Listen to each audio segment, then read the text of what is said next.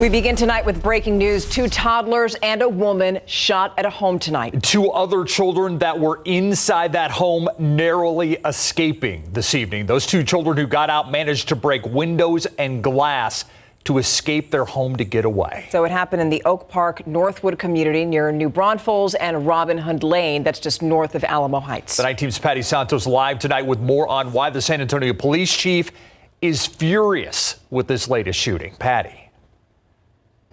Yeah, the police chief calling this a domestic violence shooting. It is hard to believe that there were 2 toddlers shot and 2 other children that were running for their lives tonight. And that's really what's infuriating the chief and many others. It happened tonight around 7 o'clock on the corner house on Robin Hood and Greenwich Boulevard. Neighbors tell me they heard multiple shots and they saw children and the 28-year-old running out screaming for help. They tell me they saw the shooter fleeing the scene as police arrived. They also tell me the mother and children have not been living here for too long. They rent this home. The police chief telling us the 2 young children, ages 1 and 2, and the mother, 28 years old, are in surgery. The chief saying it is heartbreaking, and he's angry that family violence continues to impact young lives in our community. This is infuriating. With all of the resources and effort that we've put into assisting domestic violence victims and trying to prevent these things from happening, here we are tonight with a 1-year-old, a 3-year-old, and a 28-year-old mom shot by her intimate partner. And up until about an hour ago, the 2 children who managed to escape were still here at the scene. The oldest, 11 years old, telling the police chief that he was still pretty shaken up. Now, one of the concerns that neighbors that I spoke with had is that the suspect was seen leaving the scene. Well, John Paul Barajas is at the scene about a mile away from our location here where we believe that suspect was arrested. John Paul. Yeah, Patty, that's right. We're off Haskins Drive and Country Lane, and police caught up with that 50-year-old suspect here at this house behind me. They believe that 50-year-old suspect was a significant other to the 28-year-old victim and that he is responsible for shooting all 3 victims in this case. Now, the scene here behind me is pretty much cleared out right now. There's a few officers here. They're waiting for a search warrant. It's hard to see, but there's a group of officers in the driveway right underneath the basketball goal. We believe they do have that search warrant in hand, but they have not gone inside the home at this time. Now, just before 9 o'clock when we showed up, there was a very large presence. And I don't know if we're on video, but if we can come back to the live video, because all those officers are actually walking to the front door right now. This is what they've been waiting for. The large presence cleared out once they evacuated the house, and then they were just waiting for that search warrant. They had the 2 officers here standing by, and it looks like they might be still investigating a little bit, but any moment now we expect them to be making their way inside this house. You can see investigators taking pictures of the outside left side of the house over there to the left of the door. So lots of investigation still to do. Earlier today, when we got here just before 9 o'clock, a very large presence. We saw the entire block here off Haskins Drive blocked off by police personnel. We saw drones being used. We saw officers blocking off alleyways with spotlights just in case. That all cleared out probably around 9:30, 9:45. And again, we've just been sitting here waiting for them to execute this search warrant, which looks like they're in the beginning processes of doing so. We still don't know what led up to this shooting, if there was an argument or what caused it. Obviously, police are hoping that this search warrant inside the house might lead to some answers as to what unfolded and what led to this tragic events that definitely took place today. So we're still waiting to get more information. Lots of investigation to take place. Live, John Paul Barajas, KSAT 12 News. John Paul, thank you. And of course, we're going to stay with the story and bring you updates as we get them. So please stay with us on air and online at KSAT.com. Well, let's go to a messy situation tonight for a West Side neighborhood. Look at all that mud. This is what people are dealing with over on Wally Drive, a major water main break. So crews with SAWS were out there tonight. The SAWS website describes the break as a priority 1 leak that's causing property damage. Went up about 4 inches higher than our foundation. So it didn't go into our house, only at the very entrance of our house, but it was underneath the flooring is what we're concerned about, hoping that, the longevity, that the mold and that doesn't build up. We hope it doesn't happen. Now, as of tonight, SAWS has shut off the water, but the homeowner you just heard from says he reported that leak more than a week ago. And he says today was actually the worst it's been since it started. To other news now, and he shot 2 people inside their apartment, and today a jury found him guilty of killing one of them. Brandon Guzman was convicted of shooting and killing 22-year-old Justin Larrivee inside his apartment on July 29th of 2019. Larrivee's roommate also shot after returning home and finding Guzman trying to steal items from their apartment. Guzman is expected to be sentenced by a judge in May. He could get anywhere from 5 to 99 years or life in prison. So we're going to take a moment, going to ask you this. Have you seen this person? Because San Antonio police believe that he stole from a business back in January. Happened on South Zarzamora Street. Officers didn't say what they think the man shoplifted or even how much it was worth, but they did say that he showed a handgun while he was stealing. So if you have any information, call the Robbery Task Force Unit. The number's on your screen. It's 210-207-0300. You took a kind person and erased them from this world just because you could. And she didn't deserve that. And I think that you need to turn yourself in and make everything right. The pleas of a hurting family asking a suspected gunman to surrender to police. Gabrielle Campos del Angel, a mother to 3 children, was picking up dinner in the South Side when she was shot and killed. The night team's Patty Santos tells us police have issued a murder warrant against Roland Contreras Jr. in connection to that murder. Gabrielle Campos del Angel, remembered by her family as someone who radiated beauty inside and out. She was the most humble person, non-confrontational person you would have ever met. Gabrielle was shot and killed April 6 while picking up dinner near Commercial in Southwest Military. Her sister, Angeline Fuentes, says she had a patient demeanor and a big heart. Her calling was to help children with special needs. Her calling was to help everybody, and I think that she did her job, and, God called her back. Her biggest loves in life were her children and her large family, a family trying to understand why this happened. It's like it's not real, it's not really happening. Gabrielle was with her estranged husband the night she was killed. Police believe he may have been the intended target. The next morning, the suspect, identified by San Antonio police as Roland Contreras, led officers on an hours-long standoff on Humboldt and Ferndale, but he managed to evade arrest. Fuentes says her sister was just an innocent bystander in the wrong place with the wrong person. She's a humble, kind soul. It was taken too early. She hadn't yet finished raising her children, and she won't get to. The community has embraced the grieving family with donations and words to confirm just how special Gabrielle was. She found no faults in anyone, even if they were so wrong. She just would pray for them. She had so much faith in God, and I know that we know that she's in heaven. Patty Santos, KSAT 12 News. It's over. After 3 years, President Biden today signing a bill officially ending the COVID-19 national emergency. Former President Donald Trump issued that proclamation in May of 2020. It temporarily expanded the executive branch's power so that it could use money to fight the virus. And today, a White House official said in part, quote, "We are in a different place than we were in January." So after this, the White House says that it's planning to end a separate public health emergency, which allowed the government to provide free COVID tests, treatments, and vaccines. Now, the Biden administration plans to end that specific emergency by May 11th. This is an abortion drug that's been used for nearly 2 decades, but now the future of mifepristone is getting challenged. Its future will likely go all the way to the Supreme Court. Right now, the Justice Department appealing a Texas court ruling from Friday that says the FDA abused its power in 2000 when it used an accelerated approval process for the drug. That process reserved for new drugs that could work better than existing drugs on patients with serious or life-threatening illnesses. Now, the Texas judge ruled that not only is pregnancy not an illness, but mifepristone isn't more safe and effective than surgical abortion. The ruling would halt the production and the distribution of mifepristone this week.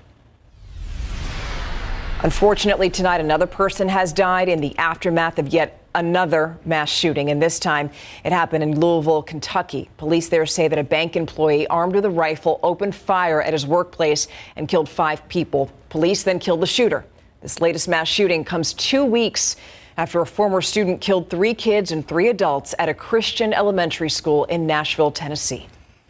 Now for a look at some of today's big headlines in your Nightbeat News Flash. An hours-long standoff ends peacefully as 2 children safely walked out of an East Bexar County house surrounded by Bexar County Sheriff's deputies. It began about 4:30 this morning on New Sulphur Springs Road.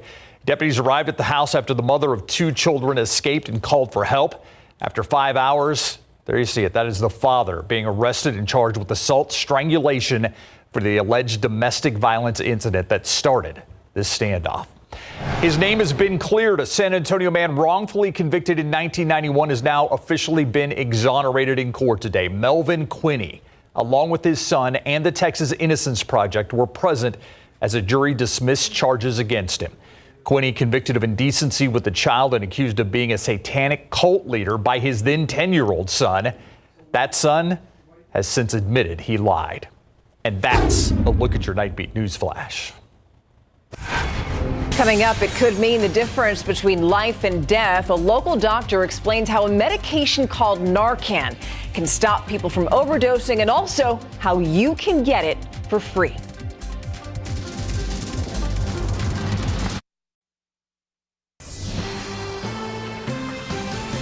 In today's edition of Fighting Fentanyl, we're going to discuss something that you can do to save lives. Have you ever heard of Narcan or naloxone? That's a medication that stops people from overdosing on opioids and dying. And tonight, a local doctor explains how you can get that medication sent to your home for free. Yeah. I believe everyone should have it. And anyone in Texas can have it. The it we're talking about is Narcan, otherwise known as naloxone. It saves lives. It reverses opioid overdoses. The nasal spray looks like allergy nose spray, and it's easy to administer. Place the nozzle tip into the person's nostril until your fingers touch the bottom of their nose. Then press the plunger firmly to release the dose. It's that simple. Thing is, it's not cheap. Just ask Dr. Lisa Cleveland, a professor at UT Health San Antonio. A unit is 2 doses in a box. That's about $47.50 each. So it's, there's the issue of cost. But that's now less of an issue because UT Health San Antonio has a program that mails Narcan to your home for free. It's state and federally funded. Get started by visiting morenarcanplease.com. We can ship directly from the manufacturer of the naloxone to an organization, or individuals can go to our website and request just an individual box of naloxone that we can send to their home address. The program has been around since 2018, and since then, it's distributed more than 700,000 naloxone doses throughout Texas. Dr. Cleveland says that unfortunately, more Texans are overdosing on fentanyl. So having this life-saving medicine is key in fighting fentanyl. It's, very similar to knowing how to perform CPR. So it's, you never know when you might encounter an overdose. So I think really everyone should carry it. Order your replacement dose of Narcan so you can save more lives. And more steps are being taken to reverse the deadly effects of fentanyl. The Texas House, this is big, is expected to give final approval tomorrow on a bill to legalize what are called fentanyl test strips. That's according to the Texas Tribune. Those strips can verify whether a drug has traces of fentanyl. Supporters of the bill say it could help prevent accidental or deadly overdoses. Similar legislation, though, failed to make it to the floor in the last legislative session, so it's not a done deal. If the Texas House passes that bill tomorrow, it would still need approval from the Texas Senate. And then the governor would have to sign it, Yep. which it doesn't seem clear. He hasn't been in favor of in years past. Right, but his tune seems to be changing, so we'll have to wait and see on that. All right, so now we have a live look right now over the quarry. You see the stacks there in a specific color. They're illuminated blue and green this week, and that's to raise awareness about organ, eye, and tissue donation because this is National Donate Life Month, and it's observed all throughout April. So just a reminder there that the blue and green, that's what that means. Meanwhile, we are in for some more weather changes, more of a roller coaster week, just maybe not as drastic as last week. Boy, that was something else, wasn't it, right? It's more like a baby roller coaster. Yeah, this is one of those mini child ones, exactly. right? And there'll be some ups and downs, temperatures, humidity as well, and it's going to come with more rain and thunderstorm chances. I mean, we got a taste of the good life with that good soaking 2 days in a row. I just want more, keep it coming, keep it coming. There will be a few opportunities, but nothing quite as drastic. Some patchy fog tomorrow morning, maybe a stray sprinkler or two, so a little bit of dampness. Then storm chances as we get into the weekend on Saturday. And I'm watching that pretty closely. We'll get into that in more detail in a bit. And then warming temperatures will be back to 90 degrees for part of the weekend. Let's talk about our rain situation. April, off to a good start because of 2 days in a row that we had some good back-to-back showers. At the airport, 1.63 so far this month. That's almost 0.9 inches above average for month to date. But you go year to date, we've had 4.8 officially at the airport, and that's nearly 2 inches below average. So we're still tracking all that. You look at where we got the showers today, this afternoon and early evening, west and south of San Antonio, even up I-10 in the hill country. Look at the difference here. It's 10 miles from Mountain Home to Ingram, and it was a 1 inch difference in rainfall accumulation. Mountain Home about 1.2 to 1.3, Ingram 0.1, Hunt had 0.8 inches of rain. And then another hot spot was down near Pearsall earlier today. This afternoon, a thunderstorm just streaked across I-35, dumping over half an inch estimated by the Doppler radar right in the heart of Pearsall. So it was good to see some additional showers out there today. Just don't expect much action again for several more days. What happened was we had some energy embedded within this northerly flow from Oklahoma southward all the way to San Antonio and even closer to the coast. And within that northerly flow, that energy helped kickstart some of these showers and storms.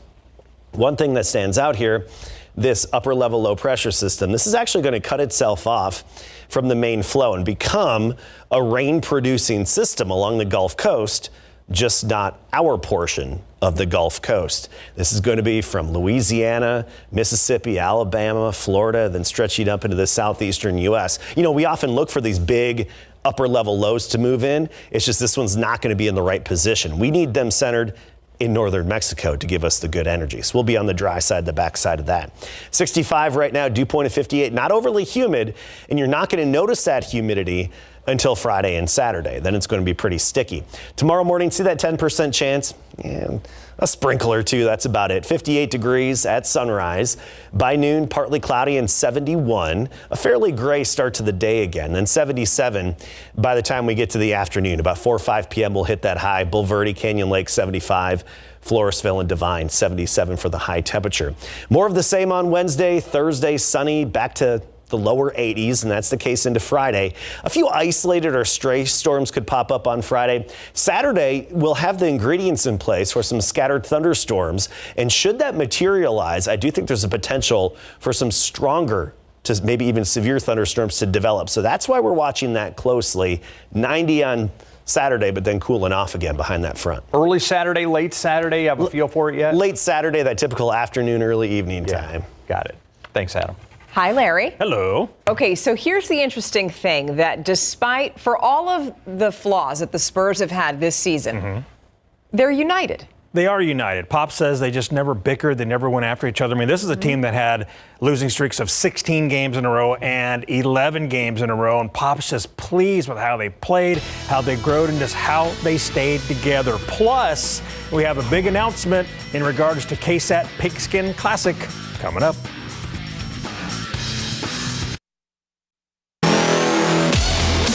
During Spurs Media Day before the 2022-23 season started, head coach Greg Popovich told the media that no one should bet on the Spurs to win the NBA title, and he was right. The Spurs started off the season 5-2, though, but then they lost 16 out of their next 17 games, falling to 6-18 and bye-bye playoffs. The Spurs dealt with a lot of injuries, numerous lineups, crunch time mistakes, etc. But through it all, they showed flashes of what's to come, and Pop says they never turned on one another. The character and personalities on the team really meshed. They got along, they enjoyed each other, whether we're on the bus, on the plane, at dinner, on the court. They were a wonderful group to be around, so it made it palatable to lose because while we were doing that, we knew we'd win now and then, but their humor stayed big time alive. Their effort in shoot-arounds, practice, games. I think all the fans in San Antonio could see that. So we took great pride in it. Pop said now it's about keeping the guys they feel can be a Spur, add a draft pick like usual, then progress back to where they were before. Now, that future includes Keldon Johnson, who's locked up for 4 more seasons. In his free time, Keldon loves to hunt, fish, and he wants to own multiple farms. Because I feel like at the end of the day, animals going to love you every day, regardless of what you do that day. Humans, not so much. What animals do you have? I got horses, cows, goats, and I'm working on chicken coop now. Sounds like post-basketball life is all set for Keldon. The NBA play-in tourney begins tomorrow, and the Minnesota Timberwolves will be without center Rudy Gobert because the team suspended him 1 game for punching his teammate Kyle Anderson in the chest last night during a timeout. The Athletic reports the incident spilled over to the halftime locker room, and that Anderson challenged Gobert and said he'd knock him out. Here's slow-mo on what went down. Move forward, we want to win games. It is what it is. I mean, it ain't the first time someone has swung on me. It is what it is. We keep it in house. I mean, I think our tempers just flared. That's all. You know, it is what it is. We'll speak about it and move on. We grown men. It is what it is. Let's move on. The Timberwolves will play at the Lakers tomorrow night. The winner will earn the 7th seed in the Western Conference playoffs, while the loser will face the winner of New Orleans OKC for the 8th and final seed in the West. With the first pick in the 2023 WNBA draft, the Indiana Fever select Aaliyah Boston, University of South Carolina. No shocker at all that the Indiana Fever drafted South Carolina center Aaliyah Boston, #1 overall in tonight's WNBA draft. The 6'5" center is pro-ready, leading the Gamecocks to 3 Final Fours and the 2022 National Championship. Fever's second-year forward Nalissa Smith tweeted at Boston, "Let's get to work." Smith from East Central High was drafted 2nd overall by the Fever last year. John Rahm won the Masters by 4 shots at 12 under, but it was Phil Mickelson who posted the round of the day with a 7 under 65 Sunday. That's the best score in Masters history by a player 50 years or older. Lefty birdied his final 2 holes to move up 18 spots, where he finished tied for 2nd. Today I kind of let it happen rather than trying to force it, and I had a really good day and made some noise. Unfortunately, it wasn't enough, but it was really a lot of fun for me to play at this level again, and it's encouraging for me going forward the rest of the year. Of the 18 live golfers at the Masters, 3 finish in the top 10. Lefty Brooks Koepka tied for 2nd. Patrick Reed was tied for 4th. The Astros road trip continues after the break. The defending World Series champion Astros starting a 3-game series in Pittsburgh tonight. Houston has yet to win the first game of a series this year. That ended today. Top of the 2nd, Yordan Alvarez sends a base hit to left center. Mauricio Dubon scores. So does Martin Maldonado. The Astros lead 4-0. Top of the 4th now, Houston really pours it on. Kyle Tucker chops a single on the right. Alex Bregman and Yordan both score. The Astros rack up 13 hits and win it 8-2, improving to 5-6 on the season. And the Texas Rangers hammered the Kansas City Royals 11-2, banging out 11 hits in the process. Texas is 6-4 and 1st in the AL West. We have a big announcement tomorrow morning at 10 at the Alamo Dome when we make public the high school football teams involved in the 2023 KSAT Pigskin Classic at the Alamo Dome. We will stream the 10 a.m. presser live on KSAT.com, KSAT Plus, BGC, and the KSAT News app and YouTube. Just like in 2022, we'll bring you all the details on air and online to get you ready for the games. Our 2nd annual KSAT Pigskin Classic will be even bigger than last season. That's right. That's 10 a.m. tomorrow at the Dome. Bigger.